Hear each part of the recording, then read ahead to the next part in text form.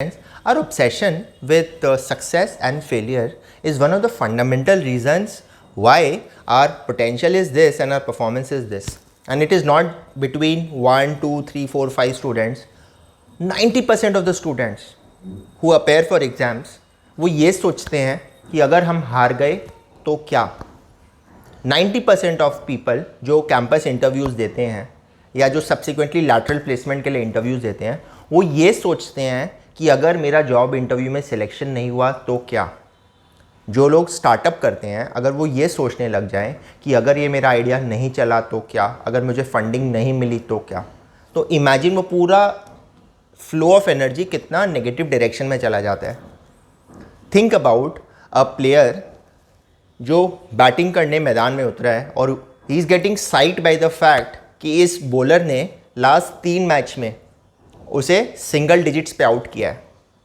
क्या वो अपने परफॉर्मेंस और पोटेंशियल के बीच में मिसमैच को ये सोच के बेटर कर पाएगा कि अरे अगर मैं 4th बार भी आउट हो गया तो. ऑफ कोर्स तुम आउट हो सकते हो. There is no one stopping that fact. मुझे याद है there was this major interview in my life, first interview of my life, big 4 articleship. Rank था तो ऑब्वियसली उन्होंने एक लिस्ट को बुलाया था और हो सकता है सिर्फ उस लिस्ट को बुलाना था बिकॉज जिन्हों का सिलेक्शन हुआ उनका एक बहुत ही अलग ही स्टोरी था. बट आई रियलाइज्ड कि मेरा पोटेंशियल और परफॉर्मेंस में बहुत बड़ा मिसमैच इसलिए था क्योंकि मैं ये सोचने लगा था कि अगर मेरा इस इंटरव्यू में नहीं होता है तो क्या होगा. एंड उसकी वजह से अकाउंटिंग स्टैंडर्ड 9 के बेसिक फंडामेंटल क्वेश्चंस भी मैं नहीं कर पा रहा था बिकॉज वो साइकोलॉजिकल प्रेशर इतना बिल्डअप हो जाता है कि ये इवेंट मेरे लिए बहुत इंपॉर्टेंट है. The stakes are too high. And in retrospect जब मैं सोचता हूँ कि मेरा उस बिग 4 में नहीं हुआ, किसी और बिग 4 में हो गया, अगर मेरे प्रारब्ध में कहीं काम करना लिखा है तो वो होना ही है. इसीलिए भागवत गीता में अपने यही पढ़ते हैं कि कर्मण्येवाधिकारस्ते मा फलेषु कदाचन. कर्म करने पे आपका अधिकार है और उसके फल पे नहीं है. रीज़न बीइंग कि रियल वर्ल्ड में बहुत सारे ऐसे चैलेंजेस हैं, चाहे वो आप उसे डेस्टिनी कह लीजिए या आप उसे रैंडमनेस कह लीजिए, जिसके वजह से आपके परफॉर्मेंस और आउटकम के बीच में कोई कोरिलेशन बहुत बार नहीं होता है.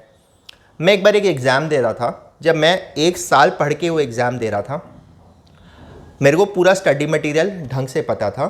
And invigilator, the large hearted invigilator, उसने कहा पूरे स्टूडेंट्स को कि as long as there is no noise I don't mind you opening the book.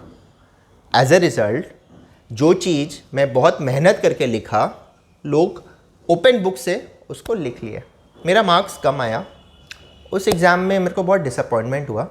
But then मैंने यही डिसाइड किया कि I need to move forward. And next time मैंने ऐसा सेंटर का फॉर्म भरा जहाँ पे ये सब अलाउड नहीं था. So this was very notorious centre and a not very notorious centre adjacent to each other. So what I am just trying to tell you कि अगर आप हार के बारे में सोचने लग जाओगे तो आपका फोकस शिफ्ट हो जाएगा from batting to the best of your ability. And अगर सामने वाला मेरे को बाउंसर देता है, of course I am going to duck down. Every ball can not be hit for a 6. They are going to be good length balls जिनको आपको defensive ही खेलना है. बट अगर आप ये सोचने लगे अरे मैं आउट हो गया तो, अरे मैं आउट हो गया तो, अरे मैं आउट हो गया तो, एथलीट ये सोचने लग जाए अरे ओलंपिक्स है भाई, क्या ओलंपिक्स में मैं इतना अच्छा दौड़ पाऊंगा जितना मैं नेशनल लेवल पे दौड़ा था, तो उसका परफॉर्मेंस कहाँ से आएगा. बिकॉज ब्रेन में तो भाई हार्मोन्स ही है ना. आप सेरोटोनिन को ज़्यादा तवज्जो देते हो कि स्ट्रेस हार्मोन्स को ज़्यादा, कॉर्टिसोल्स को तवज्जो देते हो, उसके ऊपर ही डिपेंड करता है सब कुछ. अगर मैं वीडियो बनाने के समय ये सोचने लग जाऊँ कि अरे इस वीडियो में एक तो 1000 व्यू आएंगे कि नहीं आएंगे, बिकॉज अब मेरा रियलिस्टिक टारगेट है, अगर मेरा व्यू पे 1000 व्यू आ जाता है वीडियो पे, I am pretty sorted. But मैं ये भी सोच सकती हूँ अरे 1000 व्यू भी आया तो क्या होगा, नहीं आया तो क्या होगा. तो मैं कॉन्सेंट्रेशन क्या चीज़ पे कर रहा हूँ, कंटेंट पे, डिलीवरी पे या आउटकम के ऊपर, जो मेरे चॉइस में है ही नहीं, मेरे कंट्रोल में है ही नहीं. बिकॉज वो बहुत कुछ उसके ऊपर डिपेंड करता है कि वो एल्गोरिदम कितने लोगों को वो वीडियो सजेस्ट करता है, थंबनेल कितना अट्रैक्टिव है, लोग उसमें कंफर्मेशन बायस ढूंढते हैं, वो उनको मिल रहा है कि नहीं मिल रहा है, लोग उसे share. There so many things, there so many externalities that are beyond my control. एक जॉब इंटरव्यू में आप only thing that you can do is कि आप you can perform it to the best of your ability. उसके बाद हो सकता है कि वो इंटरव्यू सिर्फ एक कर्सरी एक चेक के अंदर बॉक्स के हिसाब से कंडक्ट किया जा रहा है और उनको आपको लेना ही नहीं है।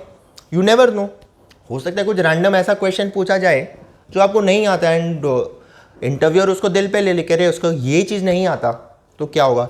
और कोई कोई लोग तो बड़ा रैंडम क्वेश्चन पूछते हैं, इंडियाज 106 एक्सप्लोरेशन कॉन्ट्रैक्ट के बारे में बताइए, जबकि उनके डे टू डे लाइफ में उसका कोई रेलेवेंस ही नहीं है, बट आपसे पूछेंगे आपको साइक करने के लिए, एंड आपको नहीं आता तो आपके नंबर ख़राब हो गए।